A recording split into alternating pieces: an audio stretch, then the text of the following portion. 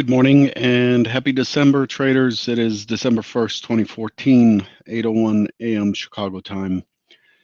Derivatives trading involves substantial risk of loss and is not suitable for all investors. My personal opinions, market data, and recommendations subject to change without notice. Past performance is not indicative of future results. Quick rundown of the overnight news. Key elements: Moody's cuts Japan's sovereign rating a notch from AA3 to A1. Following the delay in sales tax hike. The US dollar Japanese yen pair briefly hit a fresh 7-year high at 119.14 following that news. Japan's still struggling. It's something to watch. A lot of the world's liquidity comes from Japan. European major PMI manufacturing data generally mixed. Germany and EMU missed, while the UK and France beat. EMU meaning the European Monetary Union. U.S. Black Friday sales, online sales over Thanksgiving holiday weekend showed impressive growth, a lot of volume moving online, but overall combined U.S. retail sales fell compared to last year. Now remember, we're going into this Thanksgiving with some fairly bullish economic data and a strong economy, yet retail sales were not so impressive. In addition, something to note with retail sales is that there's never been an earlier start to the sale market, to the Black Friday market, as we've had this year. You've had the stores, I think it was Kmart or Walmart, that opened at 6 a.m. on Thanksgiving Day. So there wasn't the usual rush and craziness that we see on Black Friday as the stores open. China PMI data at multi-month lows. November final HSBC manufacturing PMI hits a 6-month low at 50.0. Right there on the edge of contraction. November manufacturing PMI official reading hits an 8-month low at 50.3 versus 50.5 expected. UK November PMI manufacturing beats at 53.5 versus 53.0 expected. This is the 21st month of expansion and the highest since July for UK PMI manufacturing. We need to keep a close eye on the UK. If any central bank is likely to increase rates first, it would probably be the Bank of England. And so it's important to see where that's headed. Of course, that's being offset by China and Japan for now. And so even though the Fed has finished tapering, there are other entities that are basically doing their own QE in direct or indirect ways. Looking ahead, at 8:45, just 15 minutes after the open, November final market manufacturing PMI expected at 55.0. At 9 o'clock, November ISM manufacturing, this could be important, 58 expected, 59 was the prior month. ISM prices paid, 52.5 expected, 53.5 prior month. So a little bit lower is expected. Then we move on to $50 billion 3 and 6-month bills at 10:30. And I don't see much else. There's Fed's Dudley on economic outlook in New York at 11:15 Central, and then Fed's Fisher also in New York at noon Central. Don't forget that tonight Australia's Reserve Bank has an interest rate decision. It comes out at 9:30 p.m. Central, 10:30 Eastern. It's expected to leave its cash target unchanged at 2.5%. Okay. Let's switch gears here and go into the technical picture. I want to take a brief moment and describe once again, for those who've joined recently and those who feel like, why am I rambling on every morning? And what's the point? I I want to make sure you understand where this all fits in. Without context, essentially, we're lost. And so I want to make sure you understand what my approach is and why I do these trader bites. First of all, volume profiling. Why bother? What does it mean? Volume profiling is not a system. It is a way of organizing information. It is based on market profile, except volume profiling does not break the action up into 30-minute time slots or 30-minute bars. In other words, we don't create the profiles from 30-minute bars like traditional market profile does. Here's a market profile chart. These are market profile. I replaced the letters with blocks. And you could see here that the time-based profile does not necessarily follow the volume-based profile. You could see that the point of control in this example here is at 2071, whereas the point of control in volume is a little bit higher, 2072, and so on. A lot of the time when the market's in balance, the volume and time-based profiles have the same values. So you can see here the volume-based point of control and the time-based point of control are the same. But it's an evolution from market profile. That's what volume profile is. But most importantly, it is not a trading system. But it provides something that is key to our ability as traders, in my opinion, to hold on to good positions. So the whole point of doing this volume profiling, the whole point of FutureTrader71.com and so forth, and the reason I came online is to dispel the myth that all you need is a good indicator or a good signal generator, and then you'll just make millions of dollars every year. That is not realistic. Because if you're not the one generating that signal or system, I'm not saying there isn't a thing out there that may be able to do that for you. I don't know. I don't really care, but I don't think it's a sustainable career decision. The goal here is to make decisions, make trading decisions with the same strength and confidence as somebody who's holding a massive position on the floor, for example. And the only way we can do that is to understand the context. So what we're after here with volume profiling is, what is the context of what the market is doing? So the market goes up and down, up and down, up and down, up and down, mostly up these days. But really, where is interest coming into trade? Where is there no interest? What prices had no interest? Where's the market balancing? Like you can see these 2 days here, point of control right there and right there, they overlap. You wouldn't be able to see that in a bar chart. You wouldn't be able to see that anywhere else. You can see these 3 days had a lot of volume go off basically in the same area. And when we draw a profile around the whole thing, we see that 2067 is key in this area. It is the most accepted price in this area. So does that mean that we have a trading plan? It does not. It does not make a trading plan knowing that. What it does, though, is it gives us the confidence, once we have established what the market has done and what it's trying to do, is specifically where is it failing and where is it succeeding at holding value and prices. These are key things to know. The only thing that's left then is to define your risk and how much you want to bet on each trade, which you do that before you take the trade. You don't do that once you've taken a trade because your mind is not the same once you're in a trade. It's a proven fact. The idea here is you define risk.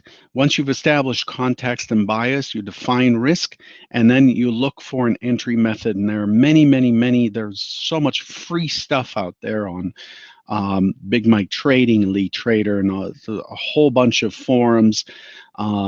There's a lot out there that explains different trading methods, people sharing their ideas, some stuff that's been tested, some stuff that's just theoretical. And then you have an entry method that you can use based on that bias. So the point of using the volume profile is to figure out where the market has taken interest in prices and where it has not, where it has left gaps. And you cannot see that in a bar chart. You cannot see in a bar chart where volume went off. Like when you look at this rally here and then the ensuing balance, you don't really, you know that somewhere in here there's probably quite a bit of volume that went off, but was there a lot of volume that went off on this rally, or was it thin? What happens when we get below 2047? 2047 has a very thin volume profile beneath it. It's likely to zip down once it gets through there.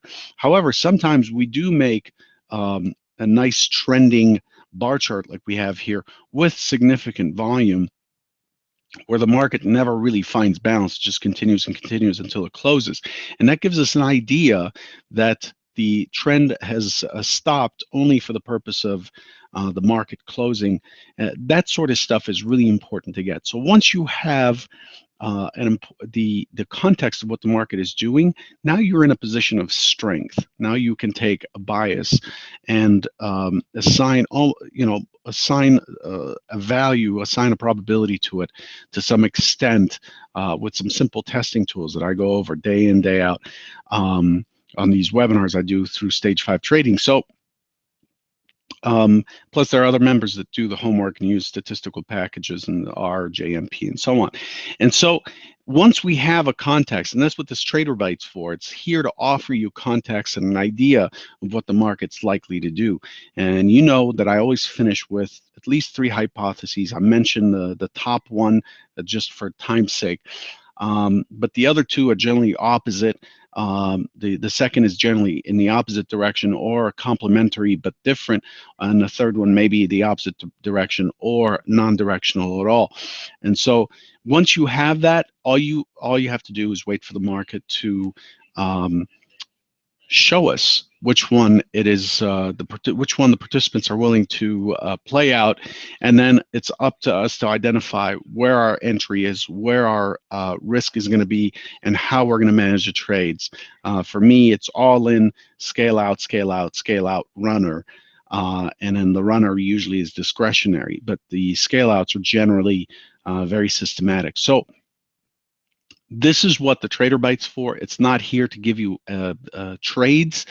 I don't give trades even in my prop shop with my own money, staking my own money on my own traders. I never told them exactly what to do. We did go over what the market context is, even when we were scalping high volume and for very, very short periods of time in the market. We still wanted to understand context and understand which side has the position of strength. What is the key trade of the day? That is an important theme that I've carried for the last 12 to 14 years trading. So this is what I'm sharing with you. And so now we know where volume profile fits. It fits in providing us with some context as to what the market is trying to do, how good of a job is it doing in getting there, who's dominating the trade, what is more likely to happen next, all those questions. And then that's what volume profile provides. And then the TraderByte is here to kind of package it all together along with macroeconomic news. You know, what's affecting the markets, what things do we need to watch? We know we need to watch what's happening in Japan and China, and we know that there's some trouble in Europe with the fact that QE is probably on deck and has to happen pretty soon before that market starts to collapse. So these are things that are likely to drive us so that we know what significance each piece of news has. Anyway, I wanted to give you that little synopsis of what the point of these TraderBytes is. It is providing a systematic, process-based, day in, day out view on how the market is approached by someone who's been trading a long time, based here in Chicago, and I've been doing this a while, and I've been doing it well, and so I'm sharing this as an offering to everybody who's willing to listen. Most people don't because it's free, but that's okay, and I enjoy doing this. So let's get back to where we are. if we look at, I've scrubbed away Thursday's action because it's a holiday, so you're not going to see Thursday in here. But essentially what we had on Wednesdays, the market opened right inside of value, right up against the point of control, and tested outside of the value area. This is a balanced profile. It's not Gaussian, it's a box profile, but still it tested below it several times. Notice the IB on Wednesday is the same as it was on Tuesday, and the market couldn't push through it. So it's likely to break higher. The probabilities say that there's a 3% chance that the initial balance high or the first hour's high and or low are not broken throughout the session. That's based on a 1400-day test.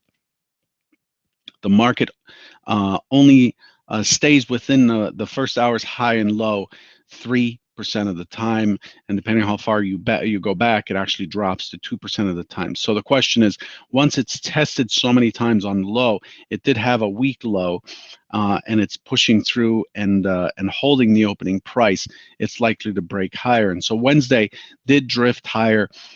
We had the most of the volume go off at the same levels as it did the prior 2 days, which is the MC point of control. These 2 points of control are the most valued prices or the most traded prices at 2067. So it traded just above there with the most trades went off just above there, and then it drifted up. On Friday, again, we opened in value, even though we finished on the high on Wednesday. We gapped down, we opened in value, test lower, right up against the MC point of control here at 2067 as just mentioned, and then we found buyers early to push to 2072.75. Gives us a double top with the prior day. 2072.75 was the high of Wednesday. Gives us a double top, and then it doesn't even pull back to the mid, which is what I'd like to see, and then it pushes through and breaks that top by 2 ticks before sellers step in. The test by 2 ticks shifts the point of control higher. The expectation in this circumstance is that it'll continue higher. It's more likely to continue higher, but as soon as the market fell below the mid, it just started to drift down.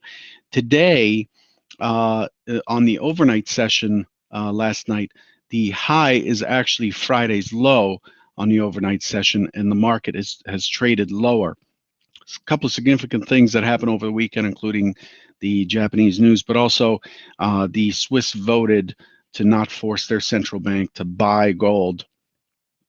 And so that's affected how gold has been trading, and it's been fairly volatile. It's up $4.50 right now. But gold had basically a 43-point range, $43 range overnight. Big movement there. Crude oil also has dropped to 63.72 on the low, trading 66.59 near the high, 66.77 being the high of the session. Quite a bit of range there. There's a lot that's a lot of the fundamental commodities are driving the market right now. So overall, looking like the market is has peaked out for the short term and has started to test lower. Remember, we left a gap here between Friday and Thursday of last week, not last week, but the week before, and the overnight low is right on the gap close to the tick. 2052 was the closing price on Thursday, and it came right back to it and filled it in. So we are back in this gap zone you see here marked in green. So let's look at the overnight session and what we have there.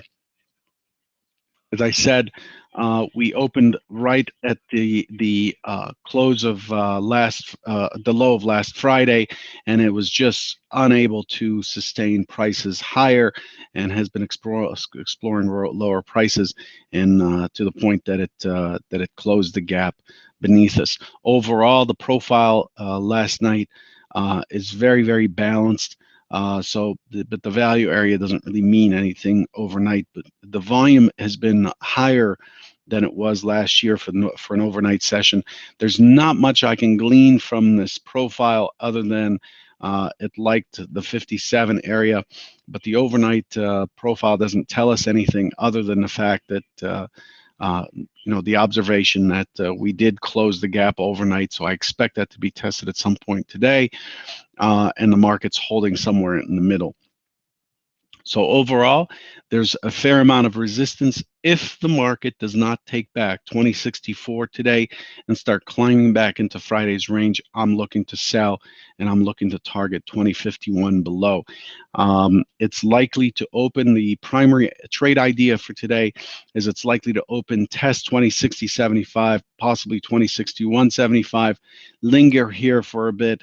If it cannot find buyers after it lingers, then it's likely to roll over, get back down to the overnight point of control, and drift back down to 2052. That's the expectation.